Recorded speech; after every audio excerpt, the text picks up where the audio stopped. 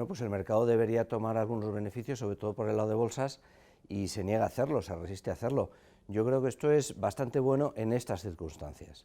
¿Por qué? Pues porque están subiendo un poquito las tires de los bonos, lo cual es bueno, porque estaban excesivamente bajas, es decir, bonos demasiado comprados, un poco caros. Ya tenemos el 10 años americano, por supuesto, en torno a 4,20, por encima de la barrera del 4. Tenemos el español, el 10 años español, en torno a 3,30, por encima de la frontera del 3. Portugal se ha colocado también por encima del 3 esta semana pasada, está un poquito por debajo, ya son niveles más cómodos. Italia empieza a amenazar con atravesar el 4%, en fin, son niveles de bonos que ya parecen menos caros. Y las subidas de las tires de los bonos deberían dar lugar pues, a cuestionar las valoraciones de las bolsas y deberían, por lo tanto, evolucionar peor las bolsas, debilitarse, pero no está siendo así. Están aguantando muy bien, la semana pasada no hubo tomas de beneficios en el lado de bolsas, insisto, a pesar de la subida de las tires de los bonos, lo cual es muy bueno, ese mix es muy bueno, si está respaldado por algo, y está respaldado, esa resistencia de las bolsas está respaldada por unos resultados empresariales francamente buenos, no solamente por el lado de la tecnología, sino por casi todos los sectores. Hay siempre algunas compañías que decepcionan algo, pero en realidad, en general, están siendo cifras muy buenas, o buenas, muy buenas en Estados Unidos y buenas en Europa. No solamente en tecnología, aunque sobre todo en tecnología. Hay compañías que no son tecnológicas como Disney, que están dando cifras muy buenas, y compañías de ciberseguridad que están dando cifras excelentes. Y eso significa que el soporte del mercado por los resultados empresariales pues, permite que, aunque suban las tiras de los bonos, las valoraciones de las bolsas no estén cuestionadas, ¿no? Como muestra, si tomamos el conjunto del S&P 500, se esperaba que el beneficio por acción del cuarto trimestre, que es lo que se está publicando ahora, pues fuera más 1,5%, que sería el trimestre más flojo para luego ir mejorando, y ya con unas 300 y poco compañías publicadas, pues estamos en más 6,5%, o sea que es batir mucho, desde más 1,5 esperado hasta 6,5 es mucho.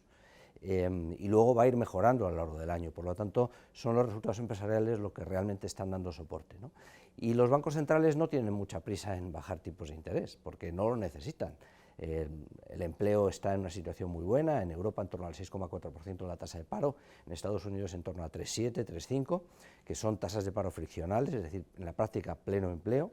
El PIB americano pues muy cómodo, con crecimientos en torno al 2 y pico, 3%, en Europa sin crecimiento, pero que va a ir mejorando un poquito, y expectativas de que los tipos bajen, que el mercado ya ha descontado, y por lo tanto se han suavizado las condiciones financieras, lo cual hace que la situación sea muy cómoda en su conjunto, ¿no? Esta semana yo creo que vamos a seguir disfrutando de un contexto parecido al de la semana pasada, que la inercia de fondo es alcista por todo esto que he descrito, con una referencia muy importante, que es el martes la inflación americana. La inflación americana muy probablemente retroceda desde 3,4 hasta 2,9, la tasa general, y la tasa subyacente de 3,9 a 3,7, lo cual significa que nos va a dar otra señal de que la inflación sigue retrocediendo. No olvidemos que está en 3 y pico, la general en torno del 3 y la subyacente por encima del 3. Y eso pasa igual en Europa, por lo tanto, las bajadas de tipos pueden producirse si hiciera falta que se reactivara la economía, pero los bancos centrales no se van a atrever a hacerlo de momento, porque se reactiva la economía sin necesidad. Lo que se van a encontrar es probablemente que esa reactivación genere un poquito más de inflación. En un año 24, en el que hemos tenido una primera ronda en el año 23 de inflación, por todo el tema de Ucrania, etcétera, y arrastrado desde el 22 al 23, segunda ronda de inflación por salarios, que es la actual, que vamos a ver hasta dónde llega, y tercera ronda de inflación, que la vamos a ver a partir de mayo-junio, por el colapso del canal de Suez, ¿no? Y claro, en esa perspectiva todavía tienen que ver y asegurarse que la inflación realmente baja más allá del 3%, cosa que no ha sucedido, ¿no? En definitiva, que esta semana nos tenemos que fijar en la inflación americana del martes. Si retrocede, le va a seguir dando soporte al mercado y sobre todo a las bolsas, y es muy probable que nos encontremos con que la inercia alcista de la semana pasada pues continúa y que el mercado se resiste a tomar el más mínimo beneficio. Muchas gracias.